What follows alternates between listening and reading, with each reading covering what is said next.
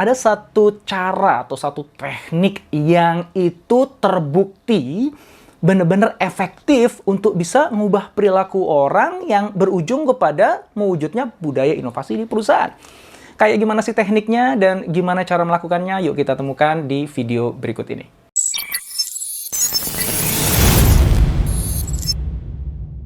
Sebelum kita sama-sama ngulas jawabannya, bagi teman-teman yang belum sempat subscribe di channel ini, silakan tekan tombol subscribe dan nyalakan notifikasinya ya. Oke, kita berangkat dari ini dulu deh. Ini adalah Edgar Schein Culture Model. Ini dipublikasikan di tahun 1980. Ini menggambarkan bagaimana sih sebuah budaya dari organisasi itu terbentuk. Yang bagian atas itu artefak, kemudian yang tengah itu adalah values, yang bawah itu adalah assumption. Artefak itu adalah sesuatu yang kelihatan, yang tampak. Kalau kita pergi ke perusahaan-perusahaan di Silicon Valley atau startup gitu ya, kita ngeliat, wah itu kok ruangan kerjanya tuh terbuka, dindingnya warna-warni, ada beanbags, ada ping-pong table, free coffee, free juice gitu ya. Itu adalah artefak. Tidak dipungkiri bahwa itu bisa menstimuli perilaku kita. Tapi sekali lagi budaya itu terbentuk justru yang lebih banyak karena dipengaruhi oleh yang bagian tengah bahkan di bawah dari piramida itu. Yang tengah adalah value. Value itu adalah sesuatu yang kita anggap penting. Dan itu sesuatunya bisa kelihatan, bisa juga nggak kelihatan. Kelihatan tuh misalnya kita punya core values di perusahaan, kita buatin spanduk, kita buatin poster, kita tempel, kita frame gitu.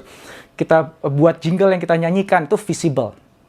Ada yang invisible, mungkin itu nggak tertulis, tapi semua orang di sana tuh meyakini itu. Nah gitu. Dan itu ternyata membentuk perilaku mereka. Nah itu bisa. Misalnya contohnya gini. Saya pernah ikut meeting di perusahaan rokok gitu ya, yang saya nggak tahan banget karena saya bukan perokok dan saya nggak tahan dengan asap rokok. Dan semua orang di sana itu ngerokok semua di ruang meeting yang tertutup gitu.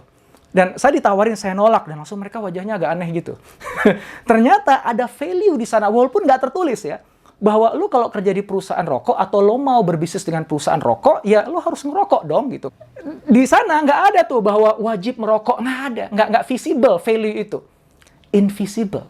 Itu tidak tertulis, tapi diakui, diamin oleh semua orang. Dan itu akhirnya wujud dalam bentuk perilaku. Kemudian assumption. Assumption ini sesuatu yang lebih dalam lagi. Dia melekat pada keyakinan kita, belief system kita.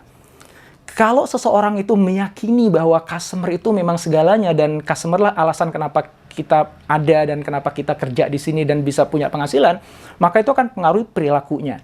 Contohnya misalnya Zappos. Zappos itu kan terkenal dengan pelayanannya yang luar biasa gitu. Ada cerita di Zappos itu cukup terkenal ya, mungkin Anda sudah pernah dengar. Jadi ada customer yang ingin beli sepatu dari Zappos, ternyata habis stoknya gitu. Terus alih-alih si karyawan Zappos itu menyampaikan bahwa ini kami stoknya habis, mohon maaf Bu, kami nggak bisa layanin Anda. Dia tidak melakukan itu karena dia tahu kalau itu dia lakukan, dia akan membuat si customer tadi jadi sedih. Sementara spiritnya, value-nya, asumsinya orang-orang Zappos adalah delivering happiness. Keberadaannya mereka adalah untuk menyajikan kebahagiaan untuk orang lain. Maka mengatakan bahwa kami kehabisan stok sehingga mohon maaf kami nggak bisa layani Anda dan Anda harus repot cari ke tempat yang lain, itu bertentangan dengan asumsi dasar mereka. Maka apa yang mereka lakukan? Nggak pakai minta izin ke atasannya, si karyawan itu nyari ke perusahaan-perusahaan lain, tetangga yang kompetitor bahkan, untuk nyariin sepatu yang diinginkan oleh customer-nya. Sampai ketemu, dapat, dibeli, kemudian baru dijual ke si customer tadi dengan harga yang lebih murah. Jadi hitungannya rugi secara finansial. Capek, rugi waktu, rugi energi juga, tapi dilakukan. Kenapa? Karena ada basic assumption yang dimiliki oleh seluruh karyawan Zappos. Yang mana kalau mereka nggak sampai melakukan itu, wah lu bukan Zapposian gitu. Bukan orang Zappos lu gitu. Ya, nah asumsi ini ternyata teman-teman yang paling kuat mendikte perilaku orang. Dan akhirnya perilaku ini yang membentuk budaya. Ikutin terus videonya sampai belakang ya, karena nanti di belakang saya akan tunjukkan teknis banget apa yang harus Anda lakukan. Khususnya kalau Anda leader di organisasi Anda. Jadi, gimana caranya kita bangun budaya organisasi yang efektif? Kebanyakan perusahaan itu, dia mainnya yang di atas, di artefak. Dan itu nggak efektif. Ya nggak? Coba lihat aja kalau misalnya, oh perusahaan kita pengen lebih inovatif nih, paling nggak kelihatan inovatif ya. Udah dindingnya udah cat warna-warni, open space gitu ya, kasih beanbag di mana-mana, buat event-event, inovasi, kompetisi lah, hackathon lah, macam-macam. Bukan berarti itu nggak ada efeknya ya, saya yakin tuh pasti punya efek lah. Paling nggak tuh men-trigger gitu. Memberikan percikan api semangat berinovasi. Aku yakin itu itu ada gitu. Tapi kalau Anda fokusnya hanya di situ, obviously itu nggak akan menghasilkan budaya inovasi yang Anda inginkan. So you have to go deeper. You go to values, bahkan yang lebih dalam lagi, assumption. So if you want to change people behavior, kalau Anda ingin mengubah perilaku orang, yang tadinya orang itu dia takut untuk mengungkapkan pendapat, jadi berani mengungkapkan pendapat. Orang itu cari aman-amannya aja. Lakukan hal yang sama berulang-ulang yang udah pasti berhasil. Anda ingin ubah perilaku mereka supaya lebih berani eksperimental. Orang-orangnya punya fixed mindset. Dia udah merasa tahu segala-galanya dan cara untuk melakukan A ya X, nggak ada yang lain lagi. Ngubah cara pandang itu supaya jadi growth mindset atau open mindset. Ngajak mereka untuk supaya lebih agile. Yang tadinya dia lakukan dengan cara yang sama berulang-ulang. Bahkan ketika situasi berubah, kita ajak mereka untuk lebih adaptif. Untuk menyesuaikan cara kerja mereka ngikutin dengan situasi. Nah, kalau Anda ingin mengubah perilaku mereka dari yang tidak inovatif tadi menjadi yang lebih inovatif tadi. So, cara yang paling efektif adalah dengan main di bagian assumption-nya. Change their assumption. Then you will change their behavior. And when the behavior change, dan ini dilakukan oleh seluruh karyawan, maka culture-nya juga akan change. Pertanyaannya adalah gimana caranya kita mengubah perilaku karyawannya? Gitu. Nah, jawaban dari pertanyaan itu adalah ubah asumsi yang ada di kepalanya dulu. Karena ketika asumsinya berubah, perilakunya berubah. Perilakunya berubah, budayanya terbentuk. Oke. Ini ada riset dari Soren Kaplan. Dia profesor dari USC Marshall School of Business. Dan dia menemukan bahwa ketika kita bicara asumsi, asumsi yang ada di kepala itu nggak muncul begitu aja. Tapi karena dipicu oleh sesuatu yang datangnya dari luar. Apa itu?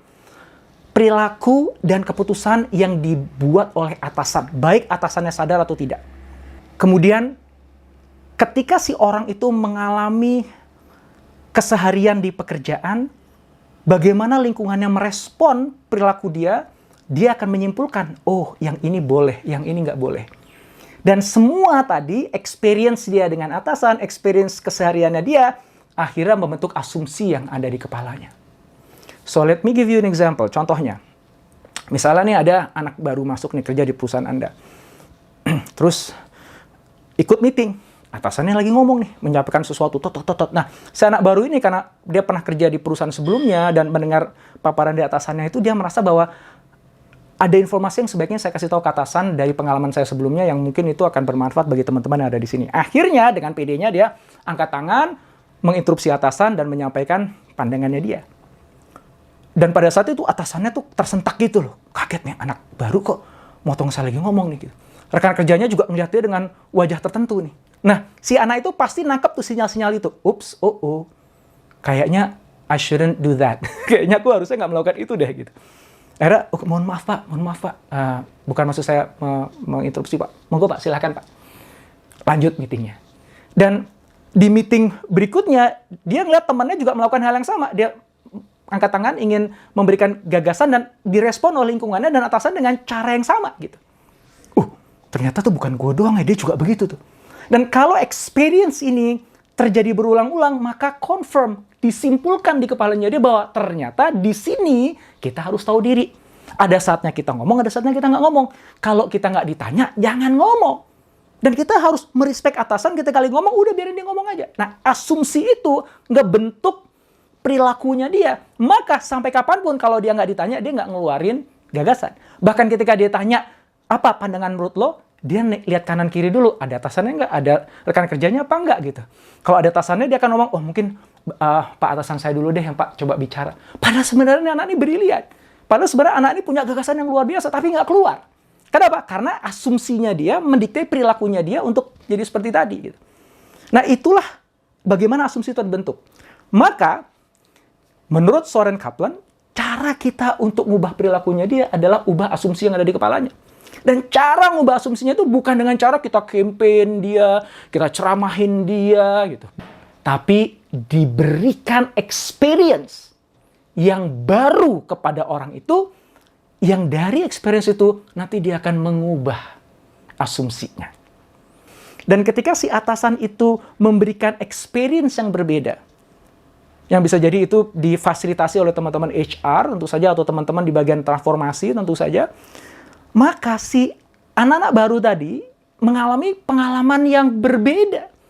Dan ketika dia ngelihat ada temannya ngangkat tangan, ngajukan pendapat pada saat meeting, tiba-tiba disambut oleh atasannya, teman-teman yang lain juga ikut mendengar dan memberikan apresiasi, dia mulai, ternyata asumsi gue yang kemarin salah ya. Coba deh, kalau pas gue meeting gue gitu deh. Terus di meeting berikutnya dia gantian angkat tangan, dia ngajukan pendapat, dan dia apresiasi sama atasannya. Pandangannya itu dibahas secara serius. Masukannya diterima. Ternyata yang gue pikir bahwa itu sesuatu yang gak boleh dilakukan, tabu, itu enggak ya. Mungkin kemarin gue sial aja gitu, kebetulan aja gitu, tuh kasuistis saja. Ternyata enggak kok. Di sini ternyata orangnya asik kok, sangat terbuka kok. Nah, perubahan asumsi di kepalanya itu yang dipicu oleh si perilaku atasan dan rekan kerjanya, ruang yang diberikan kepada dia untuk menampilkan perilaku yang kita inginkan dari dia, itu akan membuat asumsi yang baru ini semakin kuat di kepalanya, dan akhirnya asumsi itu yang mendikte perilakunya. Dan akhirnya orang itu lebih open mind, orang itu lebih mau eksperimental, orang itu bisa lebih agile, ya. Dan dari perilaku itu yang kemudian menyebar ke teman-teman yang lain, akhirnya membentuk budaya inovasi. Jadi, kesimpulannya teman-teman semuanya, kalau Anda ingin membangun budaya inovasi di perusahaan Anda, nggak cukup cuma sekedar main artefak. Anda main di asumsi. Soren Kaplan menyimpulkan begini, kalau Anda memberikan orang-orang yang ada di perusahaan Anda experience yang spesifik dan konsisten, yang itu secara jelas mengkomunikasikan pentingnya mereka mengadopsi asumsi baru mereka, maka perilaku dan budaya inovasi itu akhirnya akan mengikuti. Silahkan dicoba. Jika Anda menemukan video ini bermanfaat, silahkan subscribe, like, dan jangan lupa untuk nyalakan notifikasinya.